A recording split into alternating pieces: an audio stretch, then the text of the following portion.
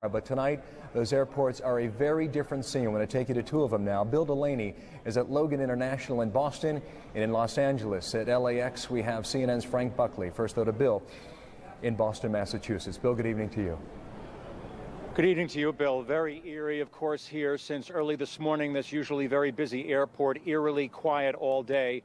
Particular shock, particular impact here in Boston because, of course, the two planes that crashed into the World Trade Center originated here in Boston. 157 people in all killed on those planes. Dozens of their family members at a hotel right nearby me here, just outside Logan Airport at the Hilton Hotel here, being counseled. Amid the question, how could two planes have been infiltrated, to all appearances, by hijackers, by terrorists? Now, airport officials here tonight, Bill, insisted that Boston's Logan Airport is as safe as any in the world. But this major airport, like other major airports in the United States, has a history of allegations of lax security, particularly in the late 90s, when the Federal Aviation Administration, the FAA, did a particular study of Logan, a year and a half, 2 years, in which FAA officials repeatedly dressed as passengers and repeatedly breached security here. They brought guns. They brought even pipe bombs onto planes. They got onto planes locked away on the tarmac. They repeatedly breached security, some 136 violations in the late 90s here during that study, leading to some $178,000 in fines issued against Logan Airport just those couple of years ago. Now, Logan Airport enhanced its security since then. For example, there are some 300 locks that lead from terminals to tarmac here at Logan Airport. 26 of them, it was concluded, were so insecure they were subsequently permanently locked. But this an airport with notorious incidents in its past. 2 summers ago, a teenager dressed as an Hasidic Jew managed to get over a fence here, a fence with razor wire on top of it. He managed to get himself onto a London-bound airplane and made it all the way to London.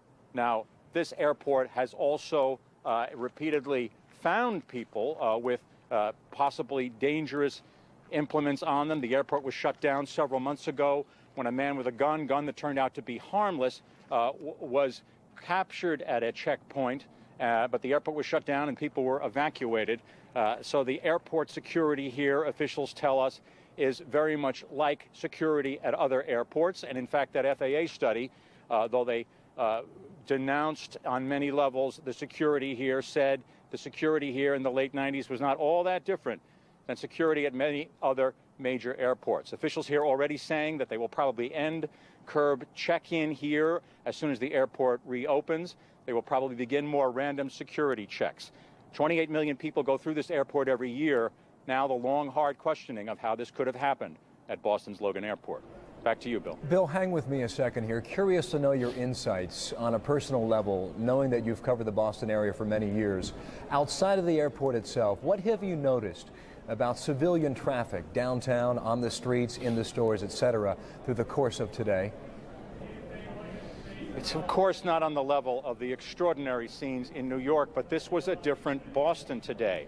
Traffic is something that's fundamental to life in Boston. It's always tangled throughout downtown Boston. But today, that changed dramatically. As the day wore on, it got thinner and thinner. Of course, here at the airport itself, that eeriness I described as we began our conversation, Bill, from 10 in the morning or so, people leaving the airport, and by midday, it was completely empty, as the city itself also emptied.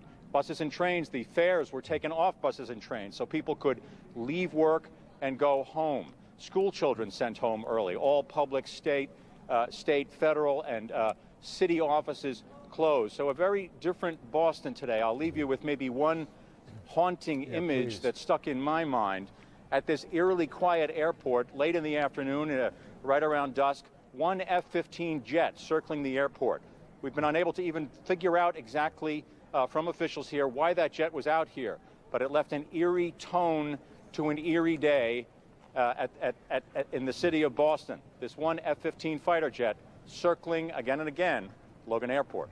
So very far from normal today. Bill Delaney in Boston. Bill, thank you. To the other end of the country, LAX.